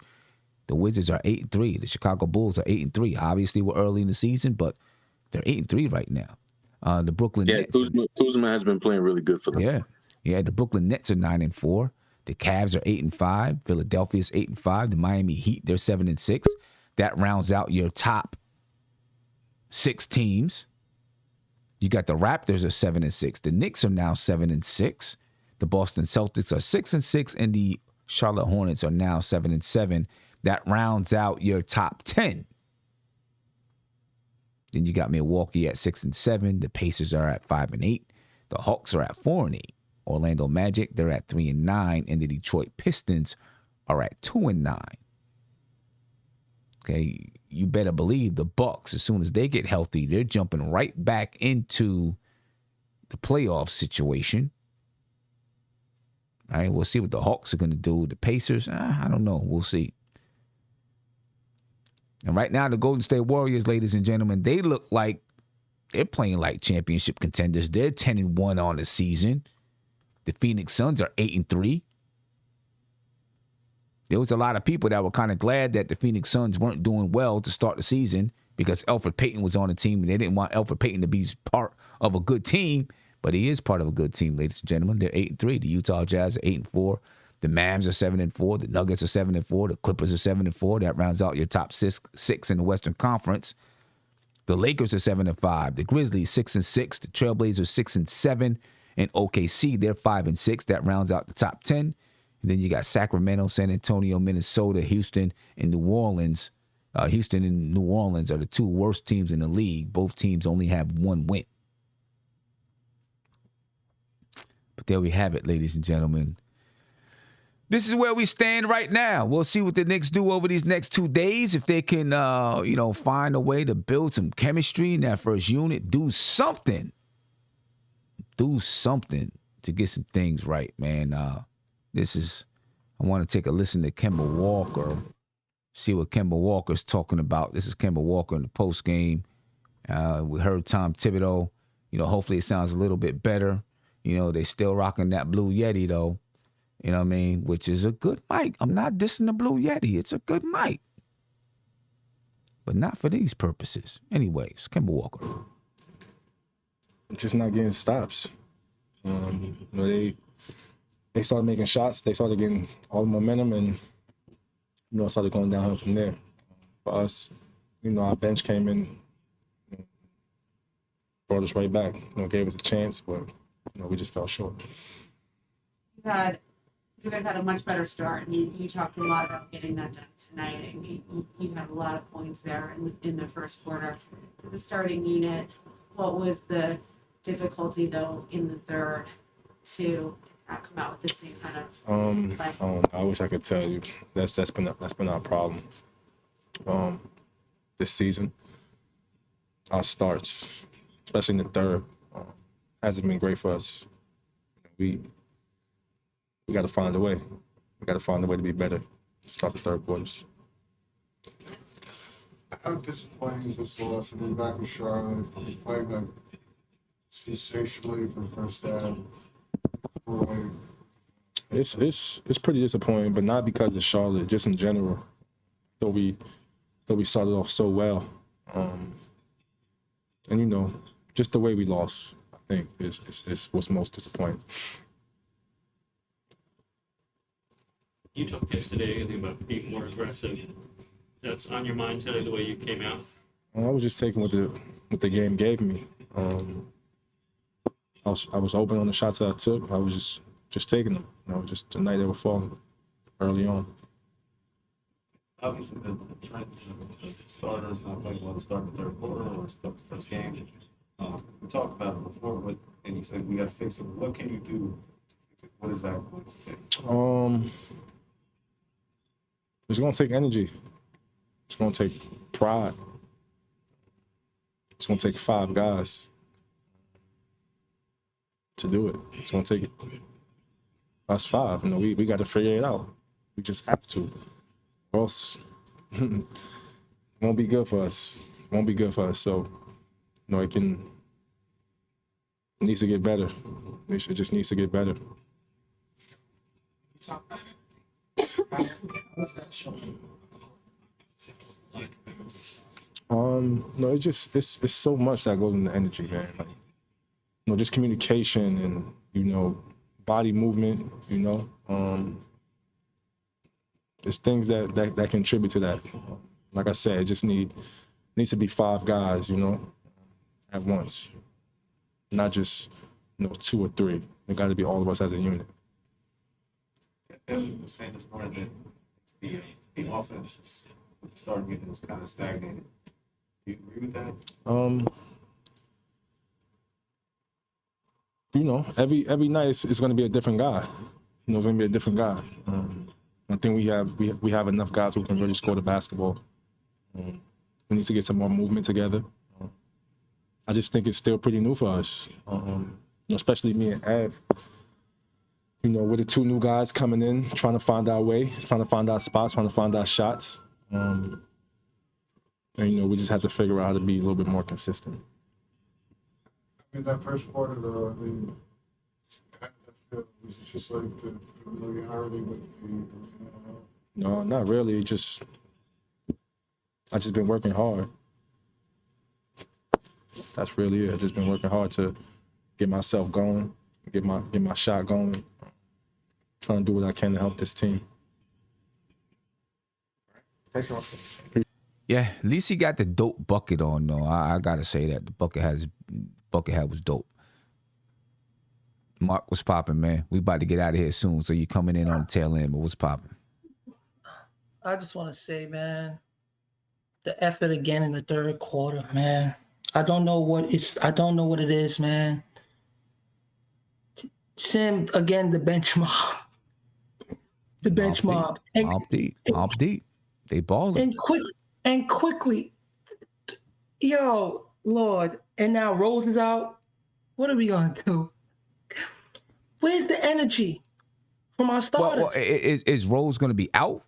Or, you know, I mean, he tweaked his ankle, most whatever likely, it was, but is he going to be most out? likely you know what I mean? But they're going to most likely keep him out for, you know, for a game or 2. We'll see. Just because he's older. But we'll see. But we'll see. The energy, man. And I told you, when those boys get their pace coming, they gave it to us. And it was the substitution. Listen, I think that bench needed to finish the game. If they're going to bring us back, let them finish it out. I'm sorry. You got to let them feel that. You got to let them know how to play at the end of games like that when they're putting in the work, when they're playing with intensity. Why is the bench playing with way more intensity than my starters that are bigger than the bench? You having guys like Obi defending. I don't know. I mean, That's all I gotta say, man. the only thing that I can say about with the bench, it would be interesting. It would be interesting. I see someone say it in the chat. It would definitely be interesting if, Tom Thibodeau decided, hey, I'm gonna start the guys that's coming off the bench, and then see how they perform against another team's starters. But it's like I'm getting a trust. I get it. I'm trusting them because I feel like when they come out, they just come out with this burst of effort, energy. Just that's what you want to see in your basketball team, even if you're not making shots. But you have to play with a certain energy so everyone can contribute. That bench, they contribute like they on a string, bro. No, I know. And quickly, he commands it. That kid got moxie. One thing about him, he got moxie. You can't take that away from him because he come in there and he feel like this is my time. My team is down. That's how he playing. My team is down. The confidence in the moxie, man. Listen, man. I just say Miles Bridges, I give it up to him because he hit the clutchest points in that game, bro. He hit the clutchest points in that game. And again, Sim, it's all about positioning. They didn't position when he got into the lane. They did not position. The position with that starting lineup, the effort stinks. The last couple of games, it just stinks. They just come out. We was up 16 coming into the second half. 9. We were up 9 in the second half. We were up 16 going into the second quarter. Okay. Right, and we were up 16 about halfway through the second quarter. Mm-hmm. Started to get back in the game slowly but surely. The lead started to diminish, and then in the third, the Knicks were up 9 at the half. Mm-hmm. And then third quarter, we just got smacked. Is it adjustments? Is it because the first, is it coaching adjustments, or is it player adjustments? Meaning the players are like, okay, enough of this garbage from the opposing team, and then the Knicks are like, Yeah. When the teams start hitting us back, right? Sometimes you're looking for that one energy guy on the floor to change it. And with the starting lineup, no one's bringing that energy. No one. When we get hit, that starting lineup, the body language just evaporates. And then when you see the bench comes in, it's like they know what to do, how to do it. And shout out to Obi, man, because let me tell you something. Just his movement alone off the ball without him even touching it is creating for other guys on the floor, and the spacing and the pace of the game, it's there, and the easy buckets. That is the awareness from the bench is so glaring. It is so glaring. And I'm not saying this to put down the starters, but when when I'm watching a bunch of grown men not playing with energy, that's a problem for me. Yeah, well, let's see what happens, because you know what? Last year, the bench would blow a lot of leads. We'd have a 10-point lead, and the bench would blow it. This year, they have more continuity. It's a new year. They have more continuity. You know what I'm saying? Obviously, guys like IQ and Obi, get better and stuff like that. You know what I mean? So, let's see what happens, man. Hopefully, this starting group. I mentioned that. I mentioned that when I first came in too, man. I mentioned the way that Obi does the quick thinking, the quick passing, the quick movement, the 1-2, shoot it. It's just the way the basketball game should be played. Like, I really hate playing basketball when the ball sticks. Like, if you're going to play basketball, you have to pass the ball around. You have to move around. You can shoot the ball when you're open. You can pass the ball when somebody's open, but you have to play in this sort of way because the ball is faster than the human. So you have to pass the ball around and you have to have movement. Once we get into this ball in the isolation type deal, it just bogs down. You do that in the last second of a game when you need a shot, but you don't do that during the game because it just throws everything off, and everything is comfort. Everything is flow of the game. And Obi is a person who does that so beautifully his IQ on the basketball court, maybe he's not the strongest person. Maybe, he's still wet behind the ears. But his IQ on the basketball court, how to pass the ball, who to get the ball. Since his rookie year, you used to see him guiding people. Hey, pass it here, pass it here. That's just you just know how to do that, and that's head and above shoulders already. Yeah. He's ahead in that curve. Yeah. You know what I'm saying? Let me get to a phone call. Getting better on defense. So now, the things that these kids were bad at, they're getting better at. Yeah, well, I mean, that's what they. Why you see now, instead of us losing the leads as the second unit, we're gaining up on the leads, or we're actually putting the game back into a perspective when the first unit is not doing that. Right, and that's what they should be doing.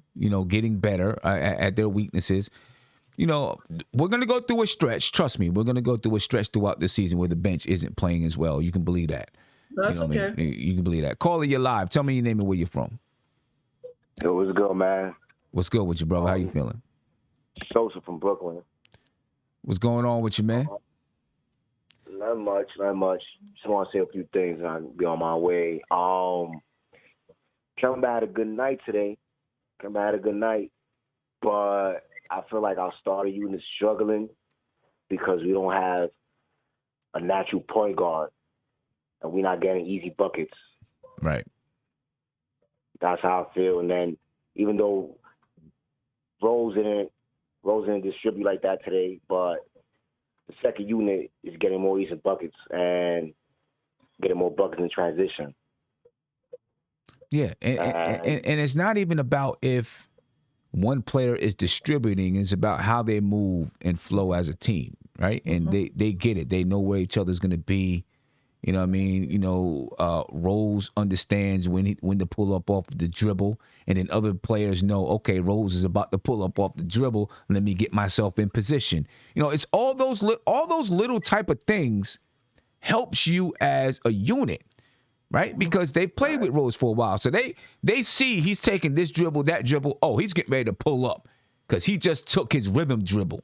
Other players may not know it, but IQ, Obi, Taj Gibson, they see, oh, Rose took a rhythm dribble. He's getting ready to go. You know what I'm saying? So like those little things, so now you can put yourself in position. Same thing with IQ. You know what I'm saying? You see IQ and you see him, he's dribbling in front of whoever, and you see him step to the side, oh, he's about to pull it. You know what I'm saying? Because that's how he pulls it. That's his rhythm dribble, his rhythm step when he does a side step every time he shoots a three. So they know, let me get in position.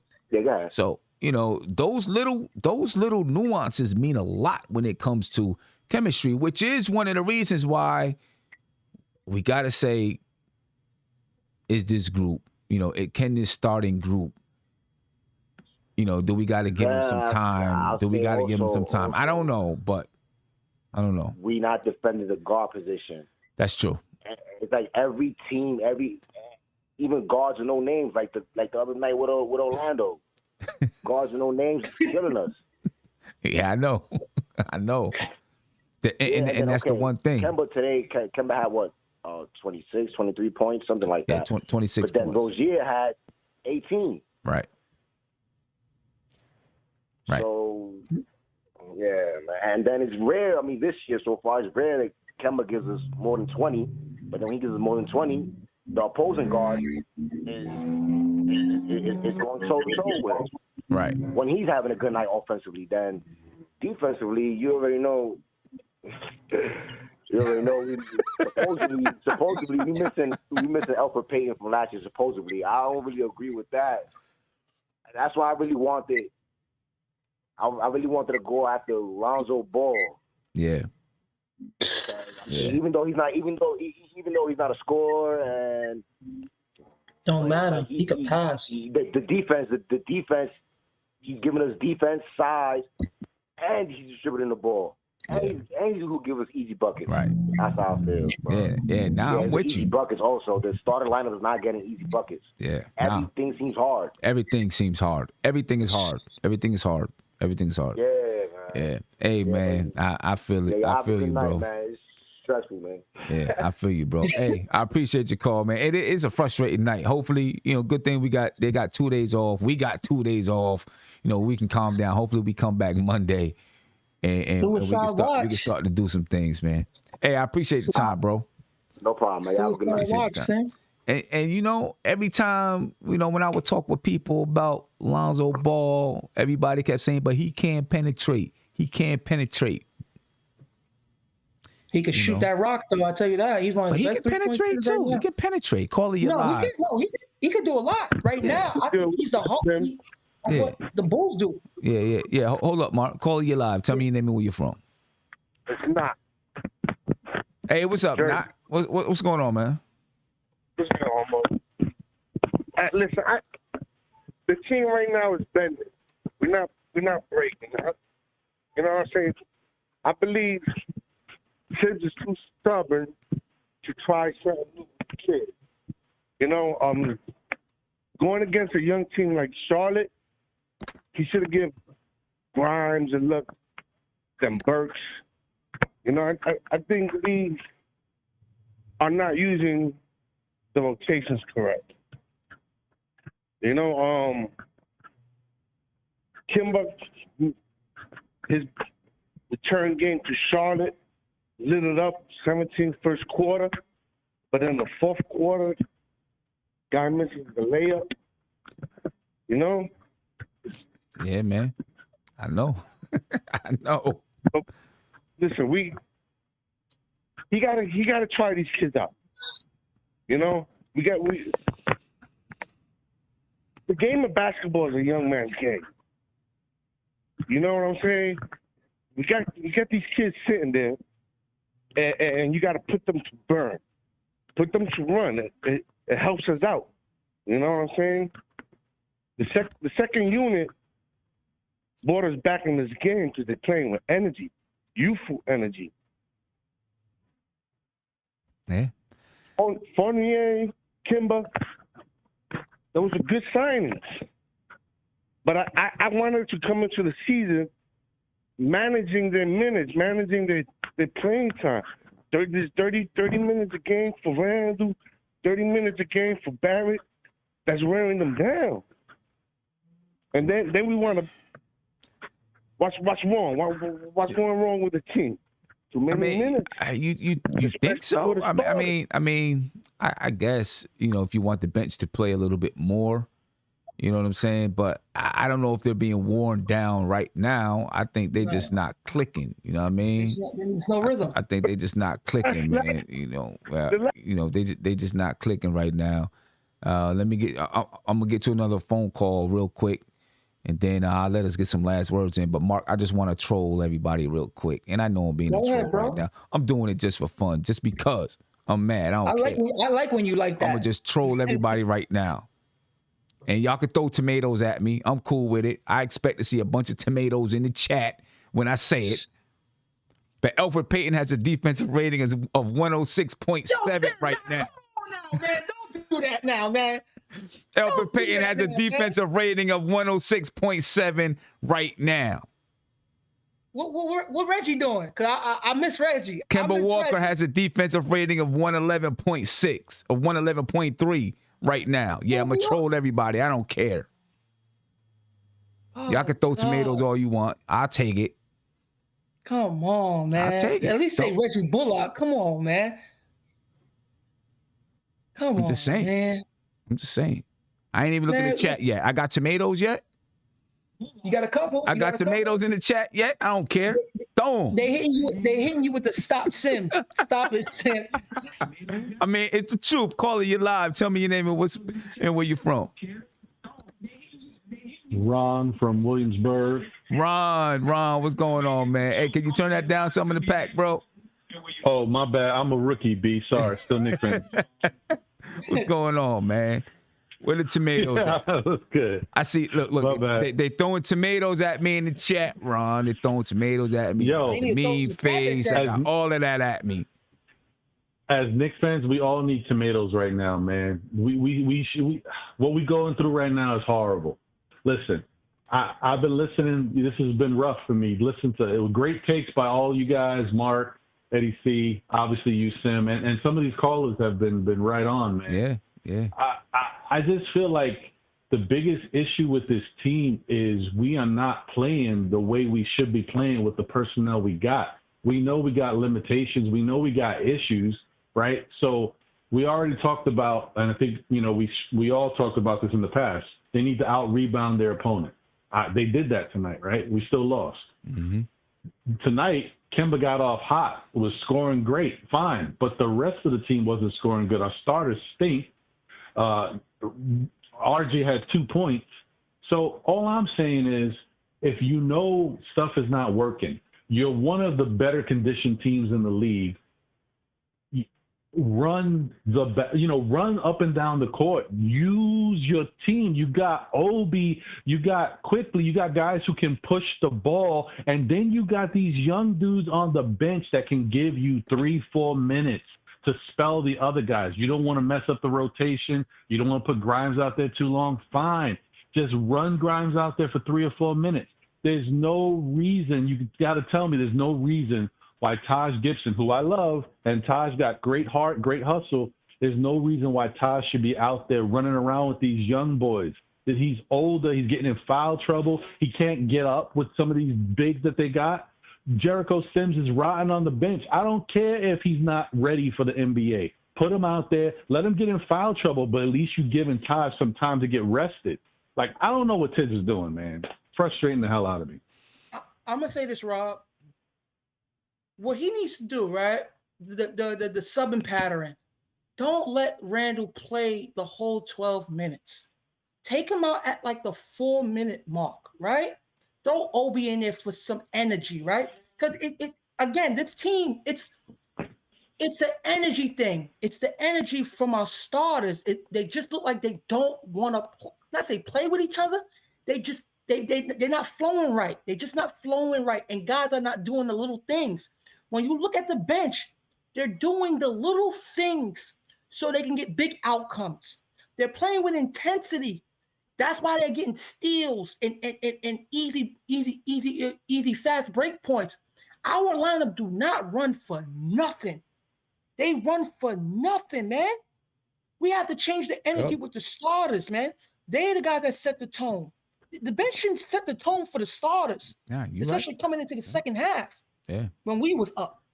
And you know what? I also disagreed with the defensive assignments. I did. I didn't like the defensive assignments. Horrible. You know what I mean?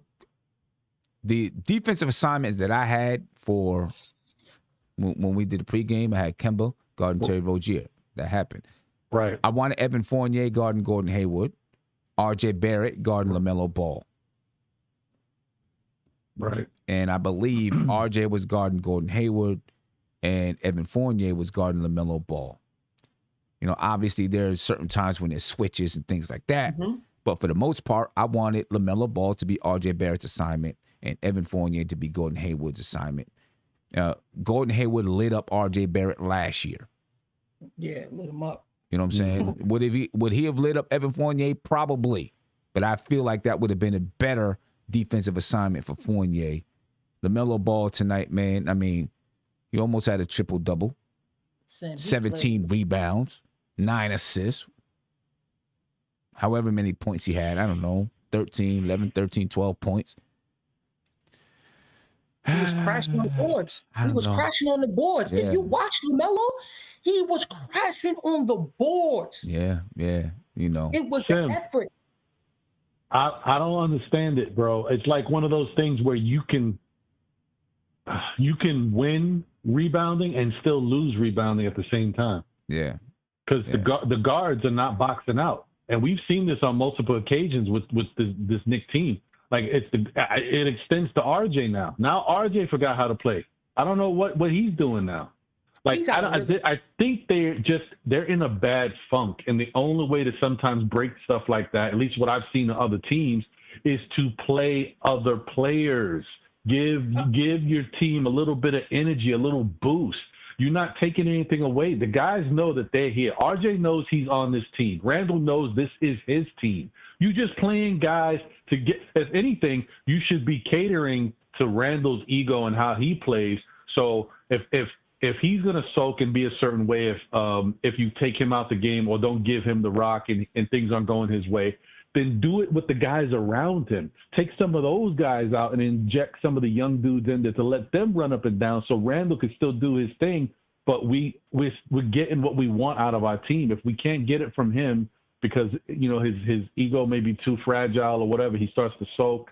I don't know what's going on with him, but we need to figure out a way because the bottom line is it's the Knicks. It's not the Randles. It's not the RJs. It's the Knicks. No. So Let me tell you something, Rob. I'm going to tell you something.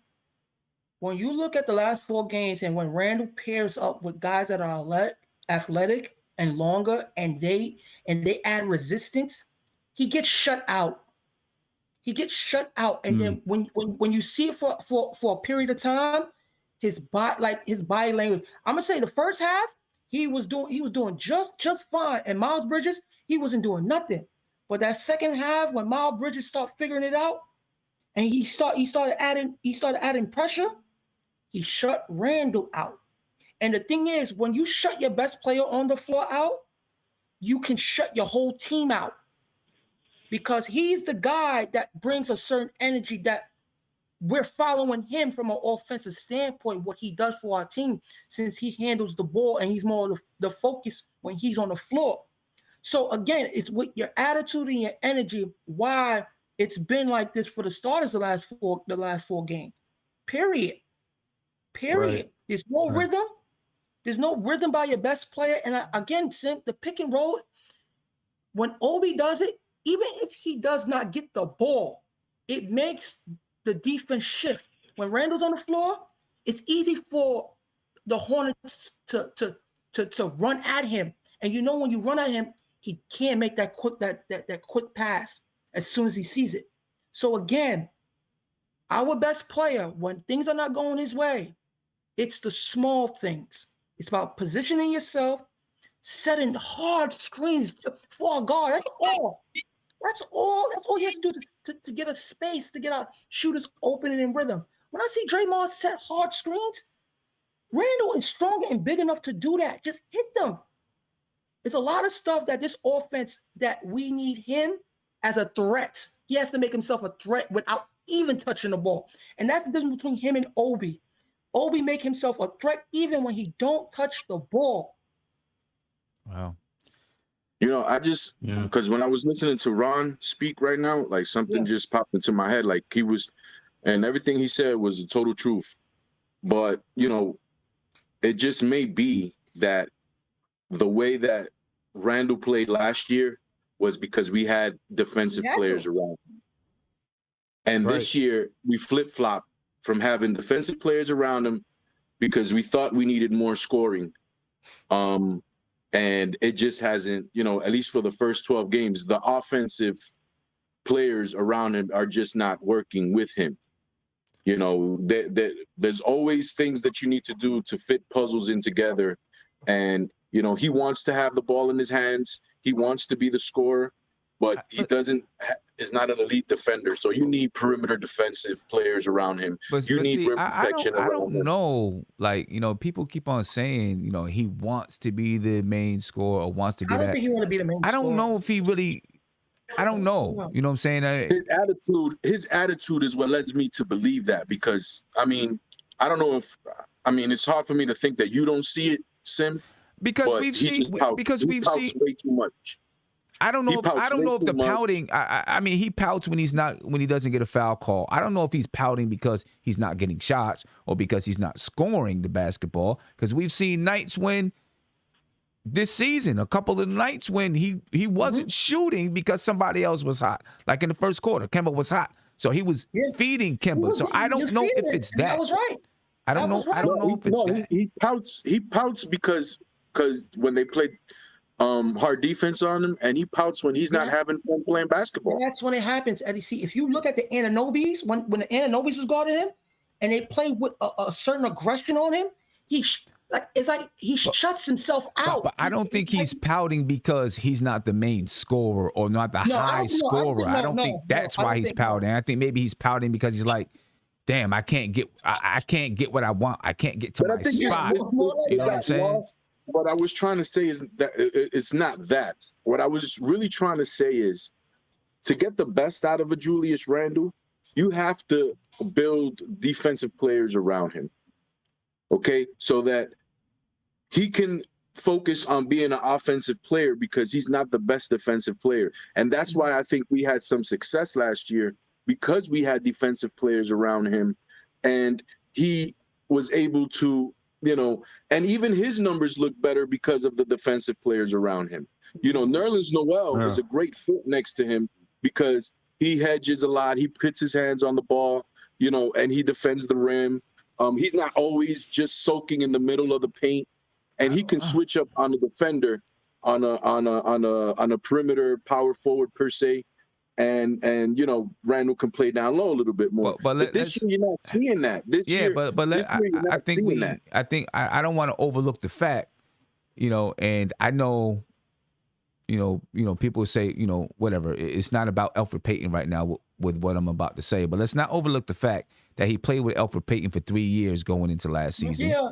He played with Reggie Bullock for 2 seasons, for 2 years going into last season, right? He played with R.J. Barrett for 2 years going into for a year going into last season, right? He played with Mitchell Robinson for a year going into last season. You know what I'm saying? So, when you look at that 5 last year, he had played with Elfrid Payton for 3 seasons. He played for R.J. Barrett. Last year was his second season with R.J. Barrett. Last year was his second season with Mitchell Robinson. It was his second season with Reggie Bullock. You know what I'm saying? So that starting group had a little more continuity because they had been together for a while. The same way you look at the bench, they've been together for a year. Last year, the starting unit had been together for a year. You know what I mean? So I don't think we can overlook that. And this year, obviously, they haven't been together for a year. But yeah, they've been together for a little while. That starting unit. No, the comfortability is there. That's true. That's true. Team. And I think say this. I was just going to say. Yeah, I think that what Eddie C says is correct. Yeah, and I think we talked about it. We pointed to it. I know Sim pointed to it in the past on different shows that, and Steph said it. You can tell that obviously what we had on the defensive end at the guard level last year covered up for some of Randle's deficiencies. Randle is a really good defender down low in the paint. That's why he was recognized for his defensive stats.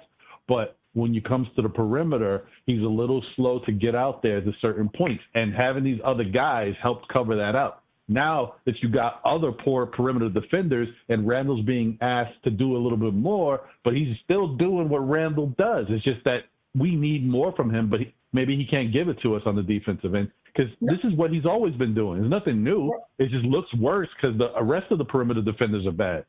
But what I was going to say is, and I think another problem that we're having too is you're using Randle as one of our primary ball handlers. When Randle, not that he can't do it, he does it pretty efficiently, but he's not like a real primary ball handler. One thing is, I thought it was great that he was trying to get Kemba open to get Kemba the shots in Charlotte. It's his basically his coming back game. Get him off, and he was hitting. But you can't go to the well too much. You got to rotate the ball and get some movement because then they're starting to key on Kemba, even though he was hitting most of the shots.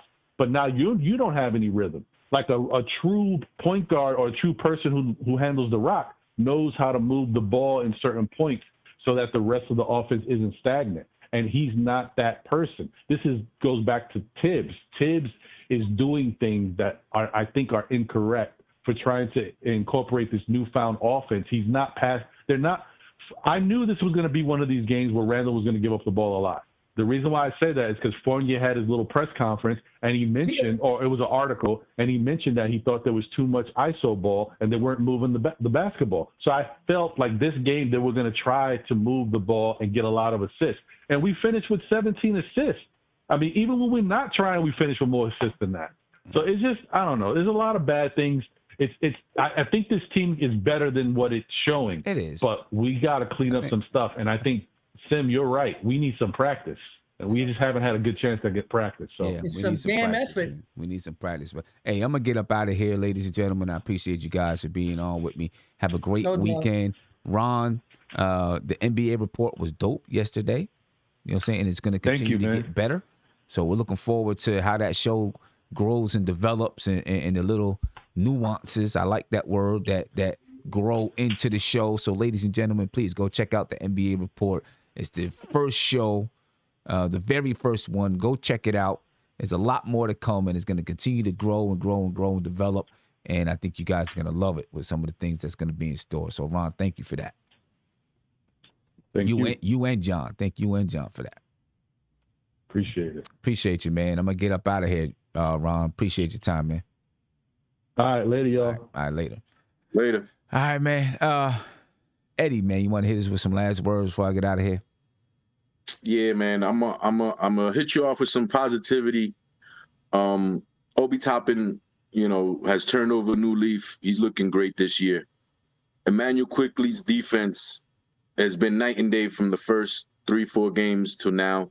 And his offense is turning around too. We still have pieces on our bench that we're not even utilizing. We say we need defense. We have defense on our bench in Quentin Grimes and McBride. So it's going to take some time. It's not probably going to be not this year, but those guys are going to be playing one of these days. And that's going to be the defense that we need around the perimeter. Just wait for this 3 games. I think these 3 games that are coming up, I think we'll win all these 3 games at home, and we'll get back on track and try to do things in a better way. The team is who they are. Nobody's going to change. Everybody knows, our Knicks team for the past 2-3 years, the players that we've had. Just stick behind them and try to win as many games as possible this year and have a good playoff run. All right.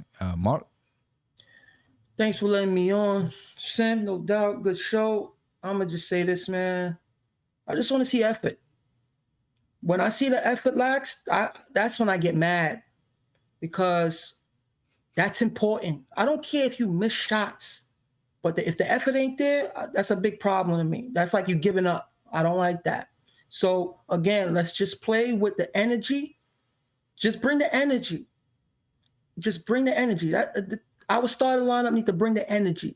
We need to play like we need to play with urgency, like we did last year with house. And the thing is, I think this found new season with fans thinking that we could be this fourth seed again. I think we need to tone it down for them, because this is a whole new season, a whole new ball game. And I said that we got to be careful, because this team, remember, we was playing with house money last year. It's a whole new season. So I think we need to lower our expectation. We're going to be a grimy team that can win games and play hard. But we have to play hard for 48 minutes, man. Simple as that.